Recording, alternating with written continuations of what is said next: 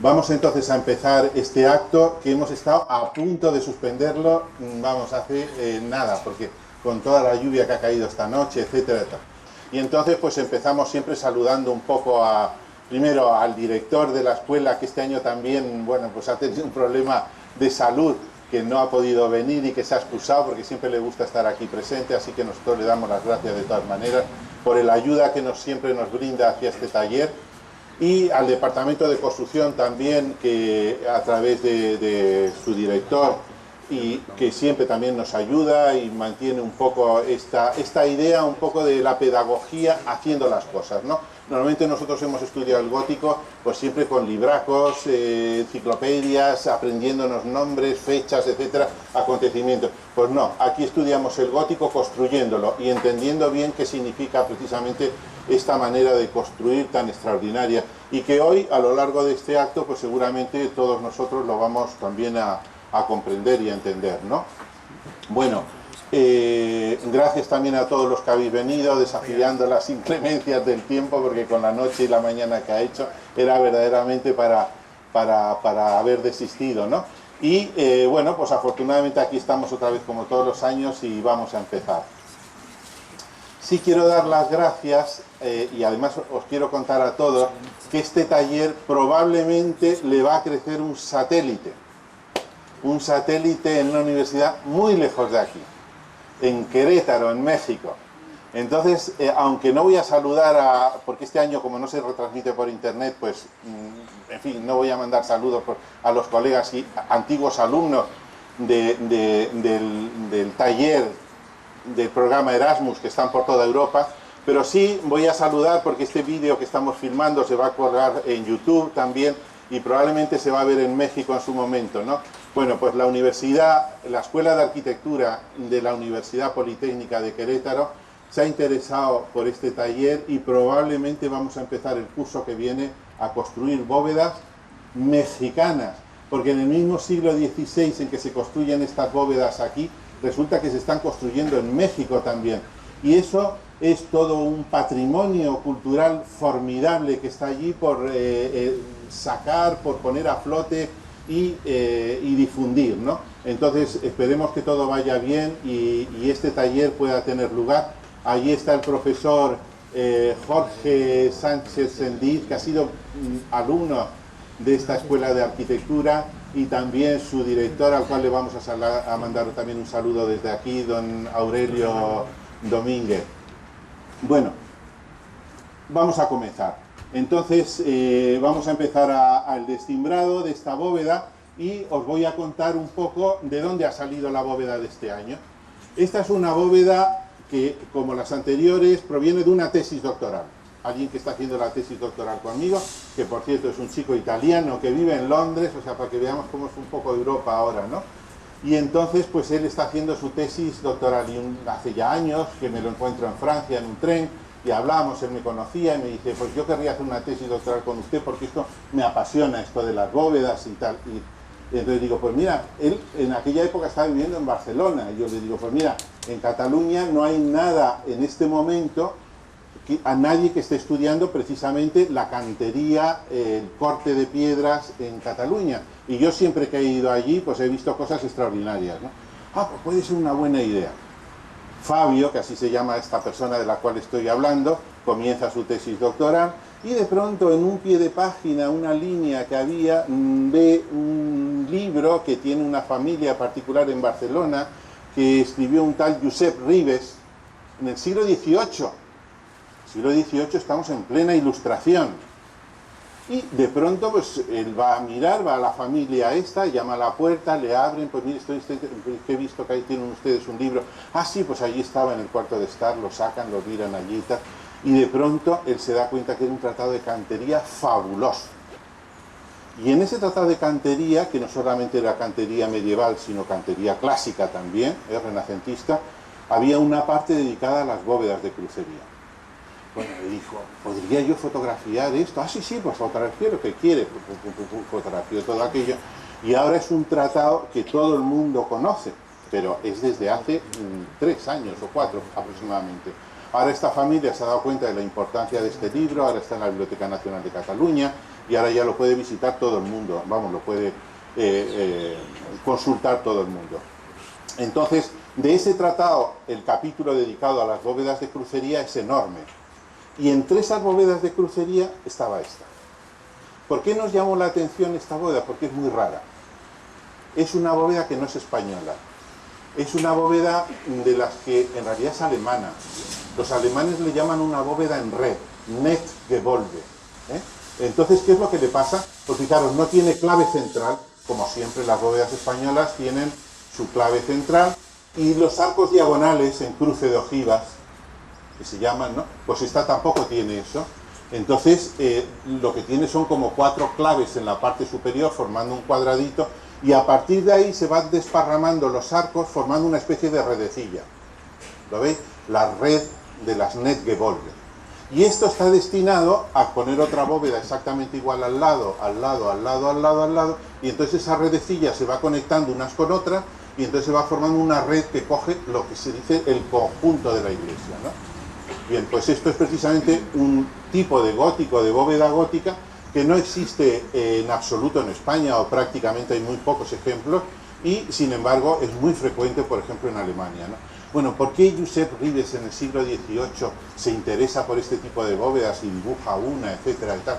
Bueno, pues esto fue un poco el asombro de encontrar esta bóveda, y ahora por primera vez en la historia esa bóvedita dibujada por Ribes la tenemos aquí construida.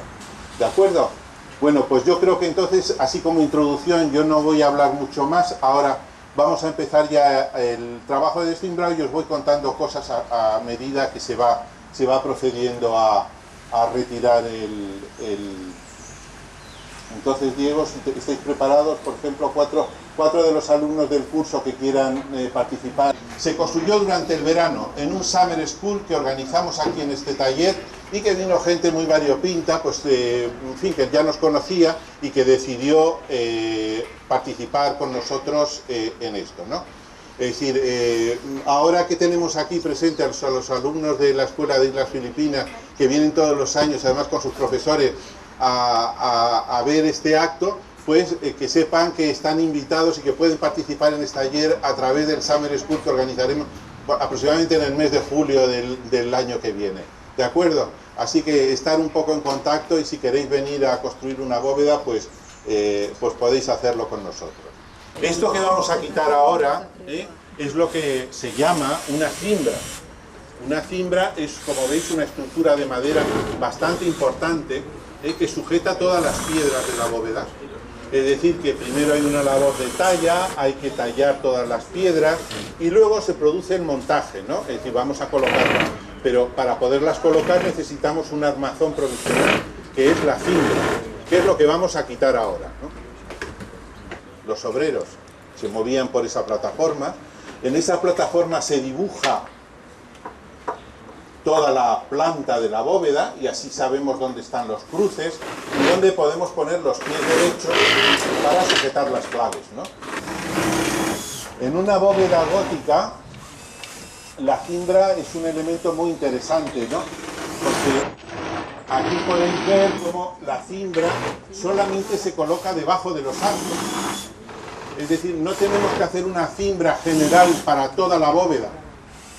Por ejemplo, las bóvedas románicas, que eran muy pesadas, muy primitivas, o las bóvedas romanas más antiguas, necesitaban toda una estructura enorme de madera, un entablado de madera, donde se echaba allí el mortero de cal y canto, de cualquier manera, etcétera, formando una especie de cáscara enorme. Cuando aquello endurecía, se quitaba la cimbra, pues la cimbra era una cosa colosal de grande. Entonces, el gran invento del gótico, al utilizar nervios, la cimbra solo se coloca debajo de los nervios. ¿De acuerdo? Es decir, que se ha simplificado muchísimo. Fijaos que el coste de una cimbra de estas podía ser superior a la misma bóveda. Es decir, habría que talar todos los árboles del pueblecito de fuera o de la ciudad de provincia para poder construir las cimbras, que luego al fin y al cabo no servían para nada. Sin madera para quemar. ¿De acuerdo? Luego, el ejército gótico, una de las características que tiene es que es un sistema constructivo muy práctico, muy barato y muy económico. Por esto que estamos viendo aquí. Las cimbras solo se colocan debajo de los arcos. Y entonces entre los nervios se van colocando pues las piedras, directamente una piedra entera.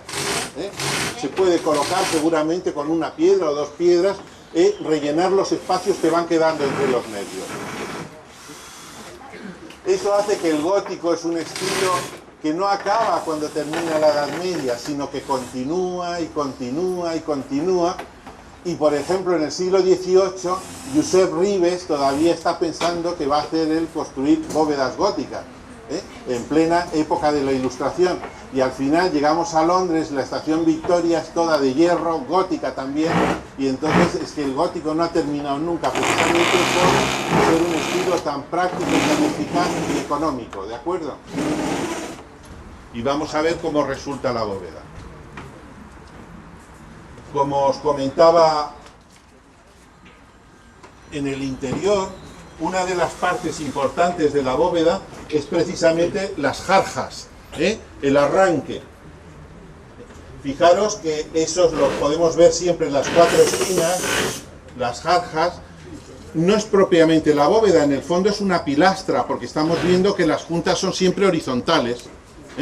Y eso, como decía antes, se va tallando con plantillas, es decir, la plantilla inferior, la plantilla superior, haces el dibujo en la piedra, haces el dibujo en la piedra por arriba y conectas un dibujo con el otro. Y así vas teniendo los distintos lechos que van formando la jarja, ¿no? La próxima vez que lleguemos a una catedral, nos fijamos en la jarja y cuando veamos una de las juntas más estrechitas, ese es el final de la jarja. Es decir, que podemos ser expertos ahora y darnos cuenta dónde termina esa pieza tan impresionante. Fijaros porque comparando la altura de esta bóveda, la jarja casi, en este caso, es un tercio. Imagínate.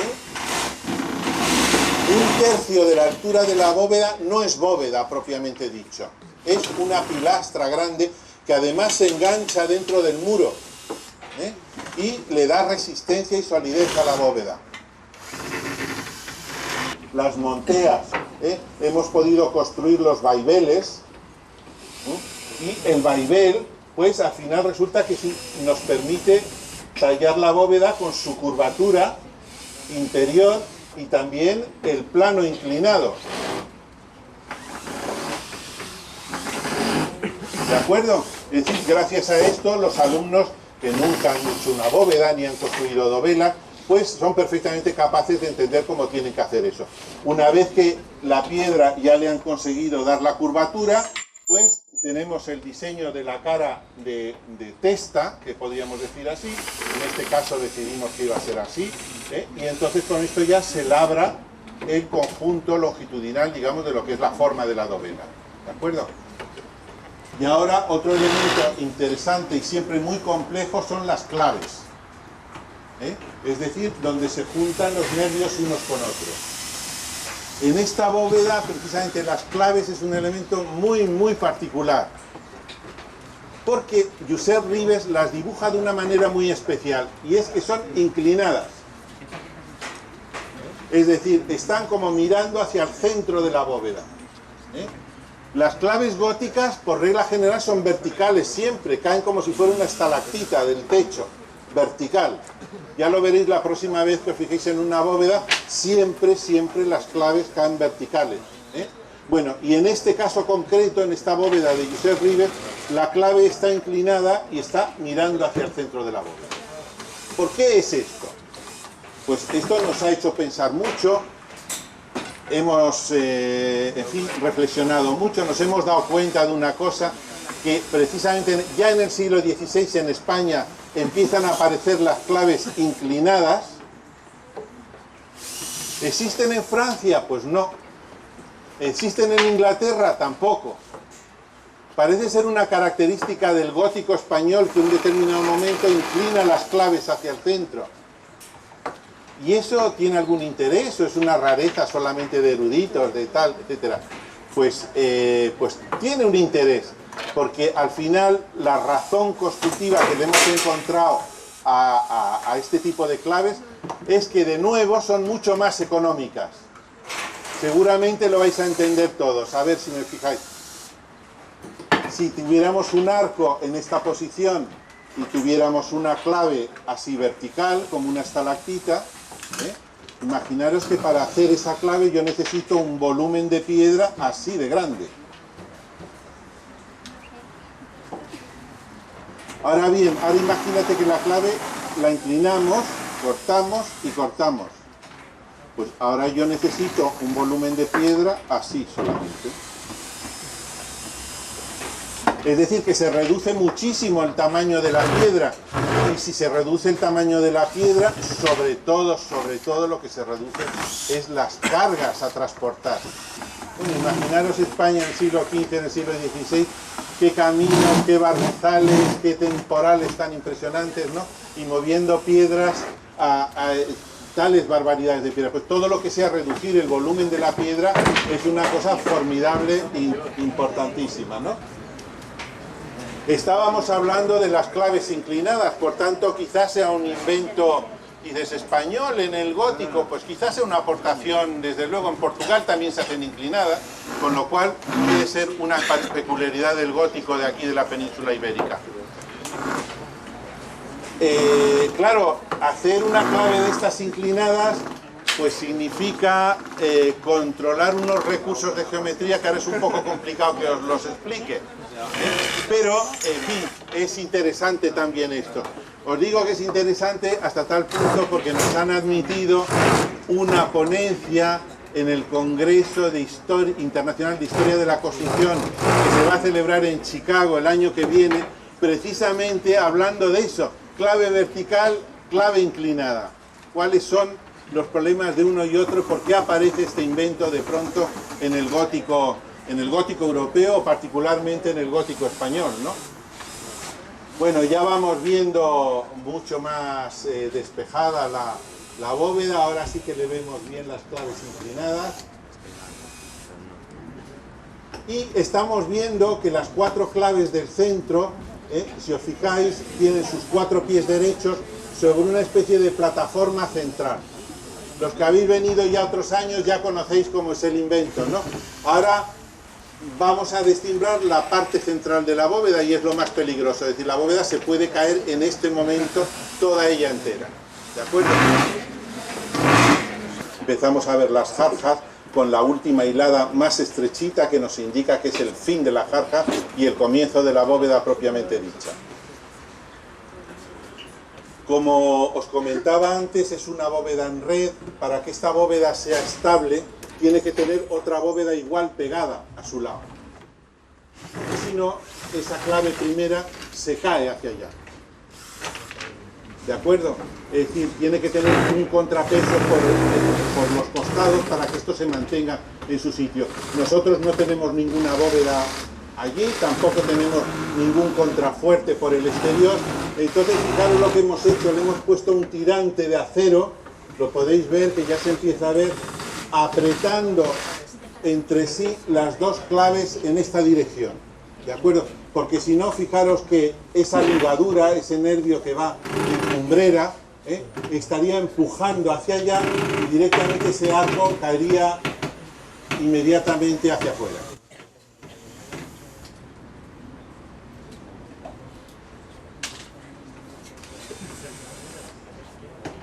Por el lado de allá ya está liberada completamente.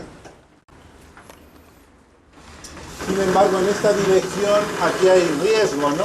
No le hemos metido ningún tensor en aquella parte, porque pensamos que, digamos, en esta dirección las cargas se disipan un poco mejor hacia los contrafuertes y entonces pensamos que se va a sujetar sin necesidad de tensor ninguno. Vamos ya quitando los 2 últimos pies derechos perimetrales de la bóveda.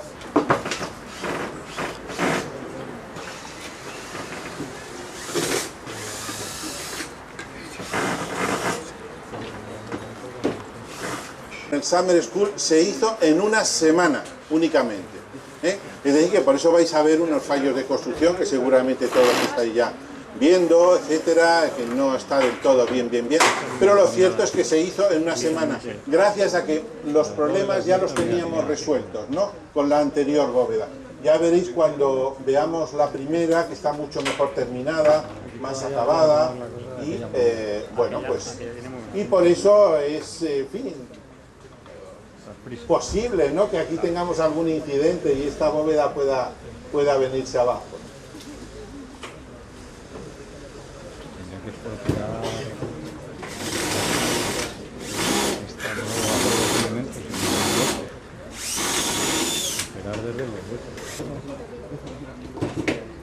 Bueno, el momento culminante se acerca, ya vemos la bóveda que solamente está sujeta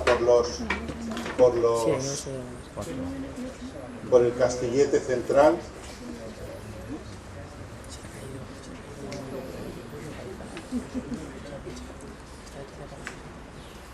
Fijaros que la plataforma central está encima de 4 cuñas, y cada una de esas cuñas tiene una cuerda que sale hacia el exterior.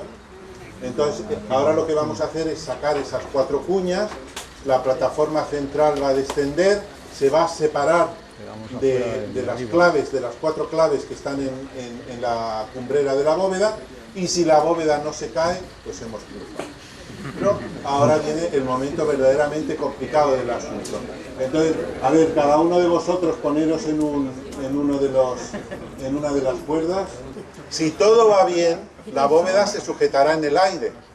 Entonces, fijaros, en este momento la bóveda, todo el peso en el fondo descansa sobre ese castillete y va hasta el suelo. Está trabajando en vertical. Cuando eso se separe, digamos, el peso de la bóveda va a venir por los arcos, va a llegar aquí, va a pegar un culatazo a los contrafuertes, lo cual no vamos a ver, lógicamente, y va a empezar a trabajar la bóveda como tal. Es decir, en ese momento las piedras todas se van a quedar en equilibrio, suspendidas en el aire. Los antiguos decían que si no se caía en el primer 30 segundos, ya 30 siglos. ¿De acuerdo? Entonces vamos a ver qué es lo que pasa. Contamos 3, mucho silencio y vamos ya a eso. A ver. 1, 2, 3. Bueno, la bóveda ha superado.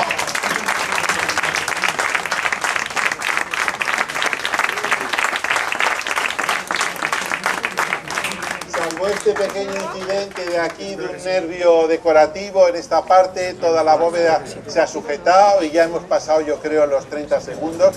Luego esta bóveda ya es indestructible. Ahora necesito la colaboración de 3 de las personas que no sean de la escuela, 4, perdón. Por ejemplo, María, tú, Tina, ven, y tú, Charo. No, bueno, pues tú, venga, Elvira. Y vamos quitando el castillete central y toda la plataforma, lo vamos separándola toda para acá, rápidamente.